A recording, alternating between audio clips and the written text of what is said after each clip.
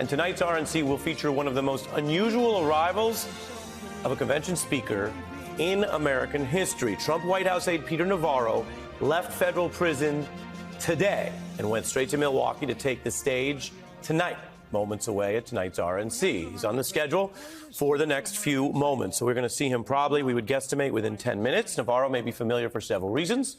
Back before there were as many criminal probes into the plots to overthrow Trump's 2020 loss, when it was unclear how much liability there might be, he appeared on MSNBC, and I asked him about his work inside the White House to try to overturn Trump's loss. Navarro did answer those questions, which led the House January 6th committee to subpoena him in response to get him on the record as part of their probe. But Navarro then defied that committee, breaking with most Trump aides, lawyers, and even family members who did cooperate. Congress then held him in contempt, leading to a federal trial where he was convicted and sentenced to 4 months in prison, which he completed today. The RNC embracing Mr. Navarro is a major statement. Most elected Republicans do not get primetime speech time. It goes to leadership, current and former speakers, some of the top primary candidates. So this is not any kind of automatic thing. It's a big statement. In another embrace, Donald Trump Jr. spoke with Navarro fresh out of prison in a public interview today. If it can happen to me, it happened to Bannon. They're trying to make it happen to your father. Yeah. It can happen to them. If we don't control our government, their government will control us. Judgment Day is coming, brother. It's called Election Day. That is Mr. Navarro, having served his time speaking. Now, we also checked the archives. This is not Peter Navarro's first convention speech. He did one back in 1996. But it was at the Democrats' convention when he was running for office as a Democrat, and he told the DNC about the importance of campaigning on what he called the high road, a lesson he said he learned. There are big differences between we Democrats and our opponents. And as we debate them, we owe it to the voters to keep our campaigns on the high road. I have in the past participated in negative campaigning, and I regret it deeply. That's wild. That was then. Tonight's speech, which is moments away, is expected to certainly be different in some ways. And the wider Republican effort to embrace Navarro, despite this blatant law-breaking and this conviction, is broader than any individual person. As Navarro mentioned in his new interview, Donald Trump's 2016 campaign chief, Steve Bannon, is in prison right now for the same conviction of defying Congress as Navarro was. He has very directly vowed revenge if Trump is reelected and he's in power if Bannon joins a second-term White House. Over 900 January 6th individuals have been convicted and sentenced for their crimes, which can range from trespassing to sedition. Trump has said as a candidate right now that he is seriously considering how to free and pardon some or even all of them, potentially, on his first day in office. This is a beautiful thing. I think you folks just want to know if you can see my MAGA tattoo I got there. Yes, indeed. This morning I did walk out of a federal prison in Miami. Joe Biden and his Department of Injustice put me there. Tonight I'm here with you in this beautiful city of Milwaukee. I've got a very simple message for you. If they can come for me, and if they can come for Donald Trump, be careful, they will come for you. If we don't control our government, their government will control us. If we don't control all three branches of our government, legislative, executive, and judicial, their government will put some of us, like me and Steve Bannon, in prison and control the rest of us. Here's how it went. Here's how I got in prison. The legislative branch came for me first. Your favorite Democrat, Nancy Pelosi, created your favorite committee, the sham January 6th committee, which demanded that I violate executive privilege. What did I do? I refused. The J6 demanded that I betray Donald John Trump to save my own skin. I refused.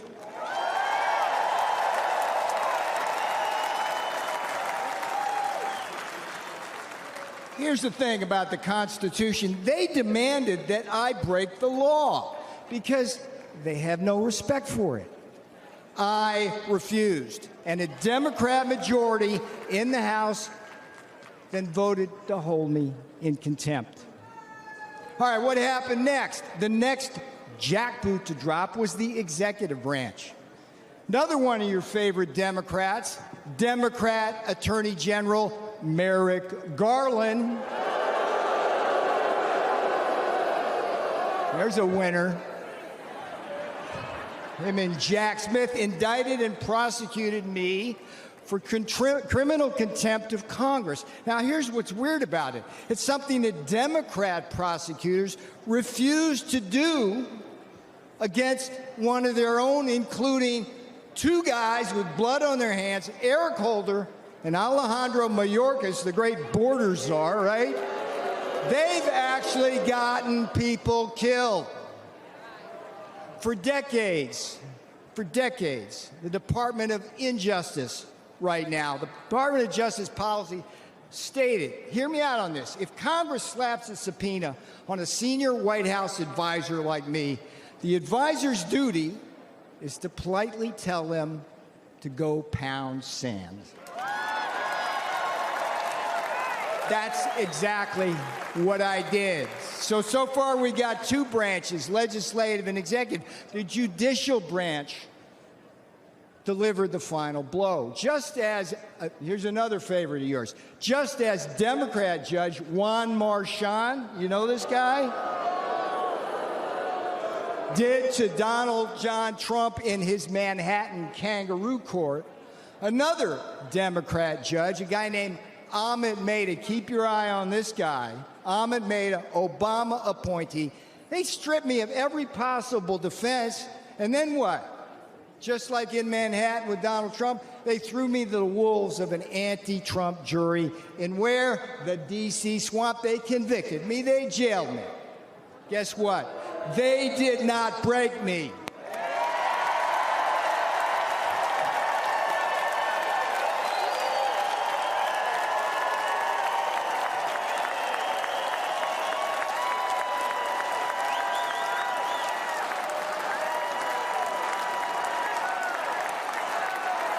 And they will never break Donald Trump. They will never break Donald Trump. All right, now here's the most important thing I'm going to tell you. You may be thinking this couldn't happen to you. Make no mistake, they're already coming for you. Joe and Kamala, they threw out the woke blue carpet across the Rio Grande, opened our borders to what? Murderers and rapists. When Donald Trump said it, thank you for saying that, when Donald Trump said murderers, rapists in 2016, they go, oh, racist, whatever. We read the papers. It's murderers and rapists. Murderers and rapists, drug cartels, human traffickers, terrorists, Chinese spies, and a whole army of illiterate, illegal aliens stealing the jobs of black, brown, and blue-collar Americans. Even though the audience, the television audience for this convention thus far has not been particularly large by modern standards, one might expect that people will tune in tonight to hear from this new running mate for Donald Trump, who many people will have never heard of before this week. J.D. Vance is not a widely known public figure. He is best known for having written a well-received autobiography, which he started while he was at Yale Law School. Mr. Vance also served for 6 months in Iraq as a public affairs unit officer in the Marine Corps. Served in a public affairs unit in the Marine Corps. Yes, even the Marines do have public relations. They're great at it, in fact. But that is the type of unit, a public affairs unit, that he was in when he was in Iraq. After he did his law degree, again at Yale, He became a protege of a very right-wing billionaire who you might remember from the first Republican National Convention that nominated Donald Trump for president. He had a primetime speaking slot. It was one of the weirder speeches of the 2016 RNC. His name is Peter Thiel. He got J.D. Vance a job at a biotech company in San Francisco after J.D. Vance graduated from law school. Peter Thiel got him that job, literally. The company's CEO says explicitly that J.D. Vance was hired, quote, as a favor to Peter, meaning as a favor to Peter Thiel. Peter Thiel then got J.D. Vance a second job. He directed one of his venture capital companies that they, too, should hire J.D. Vance. See, this is why these guys are so against any kind of affirmative action, because clearly they got where they are in this life out of sheer merit, as represented by having your billionaire friend call people and tell them to hire you, even though they're not sure why they're supposed to be hiring you. After Mr. Vance washed out of the second job that Peter Thiel gave him, Mr. Vance then got another job at a different venture capital firm with another tech billionaire, with Steve Case, who founded AOL. How did that one work out? Mr. Case is on the record saying, quote, he wasn't really working very much. Nevertheless, Mr. Vance then was able to go and start another venture capital firm with, surprise, yet more help from Peter Thiel. Like Mr. Thiel, who has named his companies after things in the Lord of the Rings series of J.R.R. Tolkien books. Lord of the Rings is a sort of favorite cosmos for naming things and cultural references for a lot of far-right and alt-right figures, both in Europe and the United States. Peter Thiel names all these things after Tolkien figures and places, like his company Palantir, for example. Like his mentor, like Peter Thiel, who had given him all his jobs in the world, Mr. Vance also, when he founded his own venture capital firm with help from Peter Thiel, named it after a Lord of the Rings thing. He called it Narya, N-A-R-Y-A, which you can remember because it's Aryan, but you move the end to the front. Apparently that word has something to do with elves and rings from the Lord of the Rings series. I don't know. In his new firm, Mr. Vance made one notable investment in one Kentucky company. That Kentucky company went public and then promptly went bankrupt. So that's the career. Does that sound like the rocket fuel trajectory of a person on a fast track to be nominated as the vice presidential nominee of the Republican Party of the United States before he turns 40? No, it does not. Writing a memoir and otherwise being Peter Thiel's intern is not usually the way you get to be a vice presidential nominee. It's not usually the way you get to be a United States senator either. But it is the way you get to be a U.S. senator if you're J.D. Vance. J.D. Vance's campaign for the U.S. Senate was the first time he ever ran for anything. His campaign was substantially, emphasis on substantially, funded by Peter Thiel, who dumped $15 million into a super PAC that supported J.D. Vance's run for Senate. That super PAC then further effectively took over the operation of the campaign and ran most of it for Mr. Vance. And after Peter Thiel personally took J.D. Vance to meet Donald Trump, literally, Peter Thiel physically walked him into the meeting and presented him to Trump. That is how Vance got the Trump endorsement for that U.S. Senate seat, which is all you need to win a Republican primary for Ohio Senate in 2022. That's how he won the Republican primary. He then vastly underperformed other Ohio Republican candidates on the general election ballot in 2022, but he did win, which is how he got into the United States Senate a grand total of a year and a half ago. And that's how he got to be the vice presidential nominee of the Republican Party right now.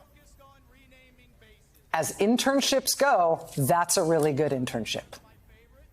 The choice of J.D. Vance to be Donald Trump's running mate is reportedly a decision that was only made at the very last minute, like the day before it was announced. You do not choose a person like Mr. Vance because you think you need help winning the election. When they chose J.D. Vance, they did not think they needed any help winning this next election.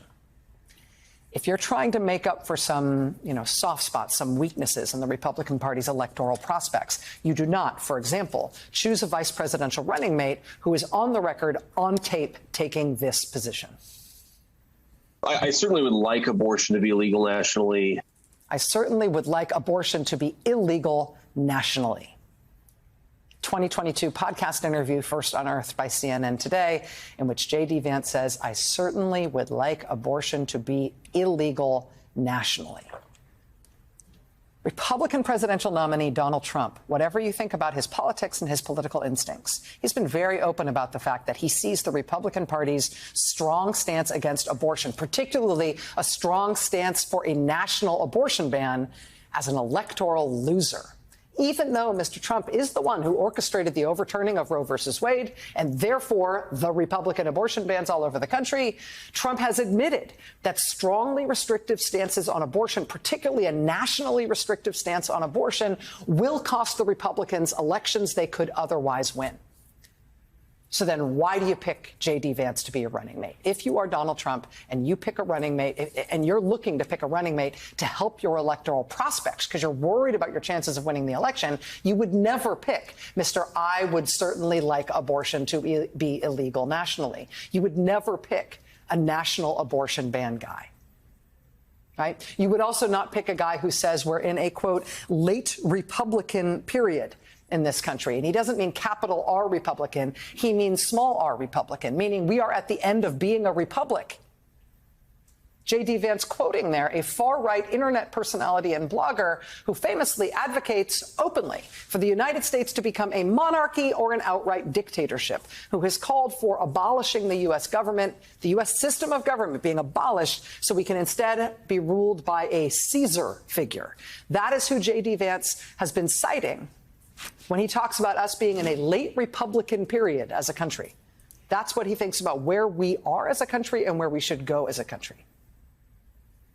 You do not pick a man like that if you are worried about your electoral prospects. I mean, the man who created J.D. Vance as a political figure out of whole cloth and gave him all his jobs and also his seat in the U.S. Senate and also his introduction to Trump, he says he does not believe freedom is compatible with democracy.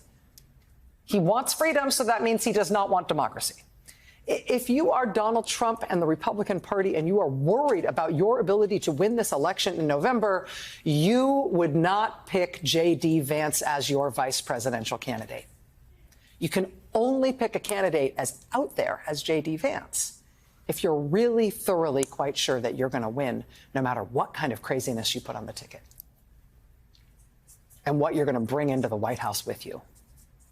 J.D. Vance is not the guy you pick to win over suburban women or whatever. He's not the persuade the undecideds guy.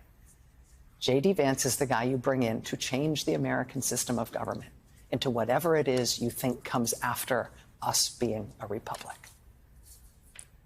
And you only do that because you already think you have the election in the bag. What is coming together on both sides of the political spectrum right now is that Republicans who are thrilled to have it in the bag think they have it in the bag. And that's why tonight isn't Nikki Haley giving her acceptance speech. It's not, even Tim Scott or Marco Rubio. It is national abortion ban, end of the republic, J.D. Vance, who was giving the speech tonight. On the Democratic side, this very serious reported turn related to President Biden's prospects of staying at the top of the ticket in this race. These reported visits to the president from the top Democrats in Congress. What is the reporting about this? They're not just going to him and expressing their opinion. They're going to him and they're bringing him the polling. And it is not about the Republicans' hopes and expectations that they have it in the bag. It is about the Democrats' fear that the Republicans might be right, and that, therefore, a radical change might be necessary to avert what Democrats fear is an otherwise inevitable course. It is J.D. Vance night at the Republican National Convention, and to have that happening at the same time that this reporting is now surfacing about President Biden is as serious as a heart attack on both sides. We are expecting in just a couple of minutes an introduction to the main speech of the evening. The main speech of the evening, of course, Republican vice presidential nominee J.D. Vance. We expect that he's going to be introduced by his wife, Usha Vance, the wife of Donald Trump's vice presidential pick. She's going to begin her remarks at the RNC momentarily. This week, many people, including many Republicans, learned that Usha Vance is Indian American. She's a practicing Hindu. She's the daughter of immigrants. She and Senator Vance have 3 kids. Usha Vance is also a very successful lawyer. She clerked for Supreme Court Justice John Roberts as well as Justice Brett Kavanaugh. That's right. She has clerked for 2 of the most conservative justices ever to sit on the United States Supreme Court. She's clerked with Justice Kavanaugh when he was Judge Kavanaugh, when he served on the appeals court in Washington. Mrs. Vance then became a trial lawyer for a firm, an excellent firm in San Francisco that's been described as radically progressive in the way that it is run. She left that very well-regarded firm after her husband was named after Trump's running mate just this week. Usha Vance was also a registered Democrat until at least 2014, but has since voted in the 2022 Republican primary, which, of course, her husband ran in. When she was asked about the prospect of becoming the second lady last June, Ms. Vance replied, quote, "I'm not raring to change anything about our lives right now, but I really believe in JD, and I really love him. So we'll just see what happens with our lives." So we've got eyes on the convention stage right now. Again, Usha Vance is expected to begin her speech shortly. We do expect, I believe, that her husband, J.D. Vance, will be speaking right after her. So we'll keep an eye for when she actually starts her remarks. I mean, one of the things that about being a very young person at this sort of position is that you end up being a person whose family is introduced to the country in a way that, as the candidate, you have to feel very protective of. I mean, the Vances have 3 very young kids, and they're about to be very, very, very famous. It's one thing to have been a senator for 18 months. It's another thing to be the vice presidential running mate. And this is a big step onto the big stage for a young family. But the big speech tonight will be the one by Vice Presidential candidate, J.D. Vance, one of the most radical people ever to join a ticket, who made his first campaign appearance today. I was just so afraid for him and so afraid for our country. And then, of course, he stands up a minute later after they shot him. They literally shot him. Who is they exactly? Vance is best known for his best-selling memoir, Hillbilly Elegy, about a hard-scrabble childhood among the working-class white population in Appalachia and the American Rust Belt. In fact, I myself interviewed him about the book back in 2016, back when he was warning America about Trump. Take a listen. You will see how much of a 180 he's done since then. Because of the way that Black Americans have been discriminated against legally, I think Black Americans have tended to focus on a politics of race and which party is going to provide the most racial uplift or tear down the most legal barriers, whereas white Americans have typically voted their pocketbooks, voted a politics of class. The white working class has gone from this constant economic optimism to the past 20 or 30 years. They've seen their prospects sort of fall off. So that pessimism creates a certain detachment from their country, a certain lack of faith in the future, and Donald Trump has obviously exploited that lack of faith. Well, they don't call him the shapeshifter for nothing. By 2020, the book was made into a movie starring Amy Adams and Glenn Close, directed by Oscar winner Ron Howard. It was the fiction that he sold America in order to burnish his national celebrity. You know, one that would get him invited on television to say things like this. I cannot stand Trump because I think he's a fraud. Well, I think he's a total fraud that is exploiting these people, who is a total fraud. Like I said, I agree with you on Trump because I don't think that he's the person. I don't think he actually cares about folks. At the heart of Trump's immigration message is that if we had less immigration, we would have much better jobs. I think it's a lot more complicated than that. My own sense is that Trump definitely simplifies these problems. I mean, it's pretty clear that that version of Vance was just a means to an end. Like every other politician before him, he needed celebrity to become notorious. Let's be real. It was probably easier to sell the hillbilly version of his life than the story of a Yale law grad turned tech bro who locked arms with Peter Thiel, a dogmatic, Trump-supporting, anti-immigration zealot born in Frankfurt, Germany, with deeply disturbing libertarian philosophies who thinks tech progress should be pursued with zero concern for the ramifications towards society. While at Yale Law School, Vance got to meet Thiel, who took a liking to him and helped him get a job in California. And like any good opportunist, Vance seized the moment and tapped into America's oligarchy, the Silicon Valley tech bros. He spent roughly 6 years working as a venture capitalist, but found common cause with people like Thiel, Elon Musk, and David Sachs, another South African entrepreneur and venture capitalist who wrote a book with Thiel, who have all championed his rise. These billionaires want their companies to pay less taxes than you do. They hate DEI. They don't like regulations on anything from artificial intelligence to cryptocurrency. And they definitely don't like unions protecting workers, which sort of helps you understand why Senator Vance quickly shed the hillbilly shtick and went with the radicalized vengeance-filled Christian nationalism that champions mass layoffs in the civil service, forced births with no exceptions, and a complete assault on democratic institutions. Should a woman be forced to carry a child to term after she has been the victim of incest or rape? We want women and young boys in the womb to have the right to life. I think two wrongs don't make a right. If we're unwilling to make companies that are taking the side of the left in the culture wars feel real economic pain, then we're not serious about winning the culture war. And so that is challenge number one. I tend to think that we should seize the institutions of the left and turn them against the left, right? We need like a de-Bathification program, but like a de-wokeification program. We should just seize the administrative state for our own purposes. We should fire all of the people.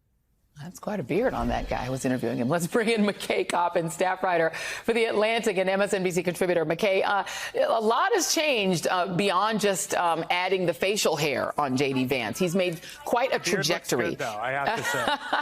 I know you're pro beard here with the facial hair thing, but I mean, so talk about it for a second, because he really has become this sort of white Christian nationalist or Christian nationalist that he wasn't when he wrote Hillbilly Elegy.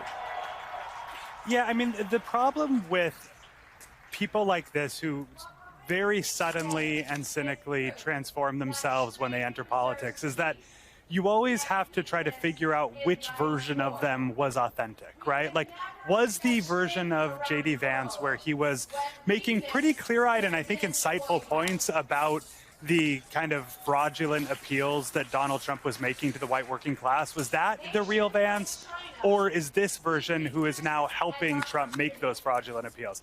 I don't know. Ultimately, what you know is that he can't really be trusted to stay consistent. He's an opportunist. He's a careerist.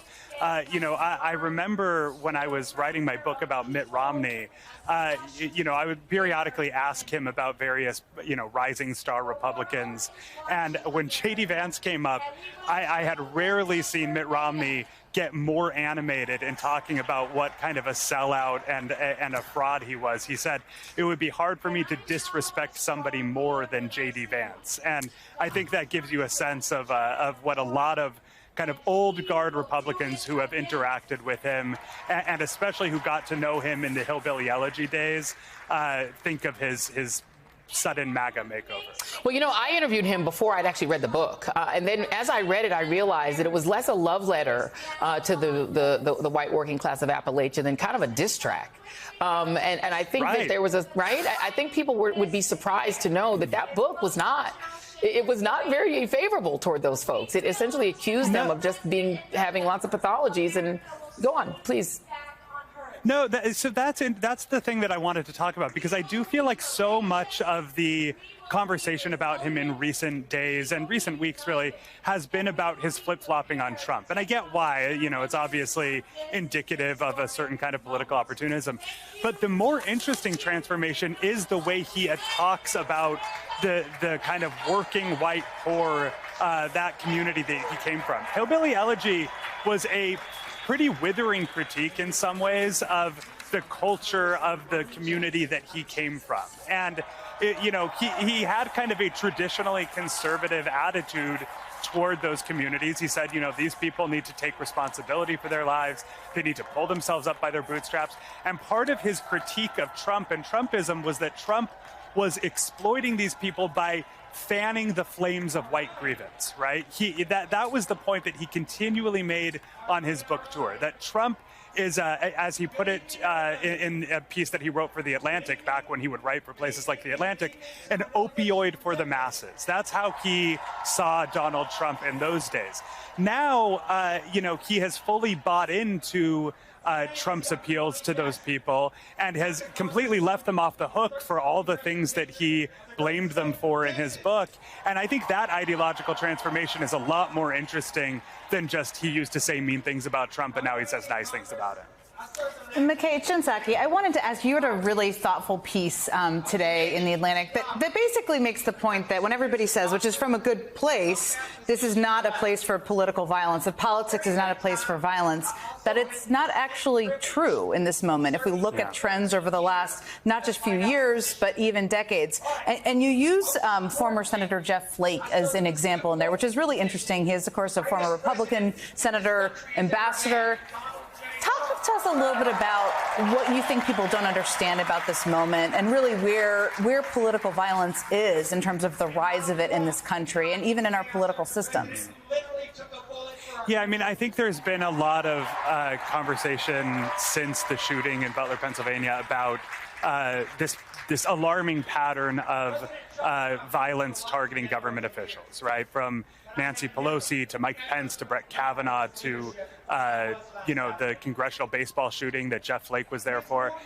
What I wanted to do with that piece was actually kind of look at it a little bit from the point of view of sitting political leaders, because something that has come up again and again in my interviews with public servants, right? Whether they're elected officials at the national level, federal level, or local level, is that they are aware of these patterns. They are aware of this phenomenon of political violence, this normalization of political violence. And they're living with that anxiety and fear in ways that are just deeply unhealthy for our political culture. I'll give you one example. Mitt Romney once told me that in the months after January 6th, as that second impeachment trial was taking place, he talked to a number of Republicans in Congress who told him that they wanted to vote for Trump's conviction, but that they were afraid of violence being targeted at them or their families. And so they didn't vote for his impeachment or conviction. And that is kind of a staggering reality that we're living in. Like, this experiment in American democracy does not work if our political leaders have to make their calculations, their governing decisions based on a fear of violence from their own constituents. And I think that it's easy to not be sympathetic for politicians, obviously, especially if they belong to parties that we disagree with or we think are harming the country. But I think all of us need to realize that it is profoundly against the interest of American democracy if our political leaders have in the back of their minds this fear ever lingering that somebody is going to try to kill them. That is just a symptom of a really broken political culture. A real stark reality. And when people are wondering where are a lot of these leaders, some of them, to your point, you write about this in the piece, are fearful for their lives. Some people are still brave regardless, but it's such a good piece, an interesting point. McKay Coppins, thank you as always for joining us. Later tonight, we're going to hear from Ohio Senator J.D. Vance as he addresses the country as Trump's vice presidential pick. Today, in his first campaign appearance in that position, Vance called his running mate Donald Trump a real leader and a great president. We're going to hear much more of that later tonight, but we do not expect to hear any more of this kind of stuff tonight. Critical comments Vance made about Trump when he ran for president the first time in 2016. Here's a sampling. I go back and forth between thinking Trump is a cynical a-hole like Nixon, who wouldn't be that bad and might even prove useful, or that Trump is America's Hitler. The guy J.D. Vance wrote that text to, his old Yale Law School roommate and current Georgia State Senator Josh McLaurin, joins us now. State Senator McLaurin, thanks for spending a little time with us this evening. The first thing I got to ask you is, in your time in the Ivy Leagues with J.D. Vance, did you get any inkling of the deep disgust he apparently has for Ivy League intellectuals who he now believes are part of a regime that has developed an economic platform that is distinctly at odds with what is good for, quote unquote, real America? Did you sense that kind of, I'll call it populism, when you were rooming with him in the Ivy Leagues? Hi, Alex and Chris. Great to join you. I mean, in a word, yes, but it was limited, right? I mean, so much of this MAGA stuff is performance, right? You have to choose to really lay it on thick, but it may come from, some legitimate gripes or anger that some voters have. I mean, there's anger on both sides, but it's a choice to turn that into contempt. And I think that that's what JD has been doing ever since getting into politics and why he's such an effective communicator and amplifier for the MAGA movement. But at the time in 2010, I really liked him at first. I think a lot of people did too. He's charismatic one-on-one. He's intelligent, and he had thoughtful things to say about conservative positions. Like, he didn't just echo all of the unlimited gun rights talking points, for example. He once told me he thought the Second Amendment was a paradox because it's law, but it's also, preserving the right of people maybe to overthrow their government, which is inconsistent with law and order. So, I mean, he was thoughtful about things like that. But he was skeptical of the law school environment. That's one of the reasons he and I didn't get along so well as the years went by, or really the months. I mean, we figured it out quickly, but then into the foreseeable future is that he had a very caustic and sarcastic sense of humor about the law school and some of the people there. And I mean, I ran the comedy show at law school, so I was trying to have maybe a good time. So I think what we're seeing now is that anger that he had, maybe from childhood, who knows, it kind of doesn't matter. He is now taking that anger and saying he wants to impose that bad feeling, that contempt on the whole country because of his great distrust for and the caricature that he's made out of media, the left, whatever his political opponents might be. You received that text where he calls Trump potentially America's Hitler. He's now the running mate to a man he called potentially America's Hitler. Does that, I understand the anger and the contempt and the grievous rage, but to cede your values, it sounds like, if you're someone who's skeptical of the Second Amendment, standing in line with Trump shoulder to shoulder, does that make sense? Does that comport with the person you once knew? It's a staggering 180. I mean, we all know it doesn't make sense, right? So then we're all like grasping to explain it. And you can imagine I've had a lot of conversations with old friends and new about this moment. And the thing that keeps coming up is when you think that your opponent is evil or you think your opponent is worthy of contempt, then your principles don't really matter anymore. If the bigger you make your enemy into, the more cartoonish your enemy is, whatever principles or thoughtfulness you might have had, you can just throw those by the wayside because it's justified by that contempt. And so I think what we've seen with him is he had a gut reaction like so many of us did to Trump. He said, this guy's clearly like narcissistic. He's a fraud. I mean, he was saying that Trump was a fraud all the way until 2021. There's recently unearthed audio to that effect. So it's not like he doesn't get it. He was very insightful. I mean, the text he sent me said that Trump was the fruit of collective neglect by the Republican Party, who was ignoring the working class, and that he was a demagogue who was exploiting the failures of his party. That is sophisticated analysis that still holds true. I think that's what makes him more than just an ordinary flip-flopper, right? Like, plenty of Republican elected officials were against Trump before they were for Trump. And I think that's why the campaign is trying to treat it like old news. But JD's different, and I think more dangerous, because rather than just be an empty suit who's sort of parroting MAGA talking points, I think that he has let his anger really take over his life and make him convinced that Trump is the right choice for America. I don't think he's going home and having a whiskey and putting his feet up and saying, oh man, that Trump guy's crazy, but I have to defend him on TV. I think he's at this point so angry, so motivated by that spirit of revenge that Trump has publicly espoused, that he's the perfect running mate for Trump, which I've said recently, and also that he's really amplifying the MAGA moment and doubling down instead of being a more moderate pick. Yeah, on that last point, I spent the last few days doing a lot of reading of J.D. Vance interviews with him, things that he's written, some of the profiles of him, a lot of his social media production. And my thesis from afar is that he has radicalized himself, that whatever began as opportunism, a sort of plant growing towards the light, as it were, this is obviously the path to power and status in the Republican Party. That's obviously inseparable from this. But that he's a true believer in all this, in the same way that, like, we've watched Elon Musk basically self-radicalize in real time online. We've watched a bunch of these people do this, and that I'm just curious what you think of that as a theory, because I think a lot of it's about the opportunism that we've been hearing. But to me, I see someone who is fully committed to this agenda. When he says to a Vanity Fair reporter, the president should fire every mid-level bureaucrat and then defy the Supreme Court when they strike it down, I don't think that's posturing.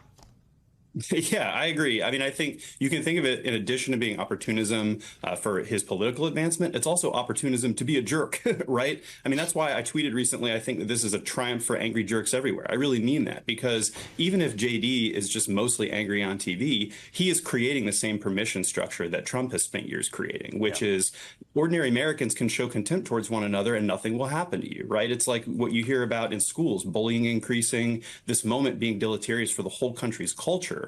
So I think that JD he really either underestimates or doesn't care the effect of this type of contempt spilling over into everyday life and further deteriorating our political culture. I agree with you that I think that he has drunk the Kool-Aid wholesale, because that's the way to motivate his sincerity when he brings that kind of anger to his messaging. It's one way to motivate sincerity, just sheer contempt and rage. Georgia State Senator Joshua McLaurin, thanks for really providing some very helpful analysis and perspective. Really appreciate it. Oh, thank you. I'm going to be live tweeting in frustration later on our caucus Twitter account, GA Senate Dems, in case you guys want to follow along. But it's really been an honor to join you. Thank you. Thanks for joining us. Hey there, MSNBC fans. I'm Luke Russert, and be sure to join me, Rachel Maddow, Jen Psaki, Lawrence O'Donnell, Steve Kornacki, Joy Reid, and many more September 7th in Brooklyn, MSNBC Live Democracy 2024. Click on the link for ticket information. We will see you there.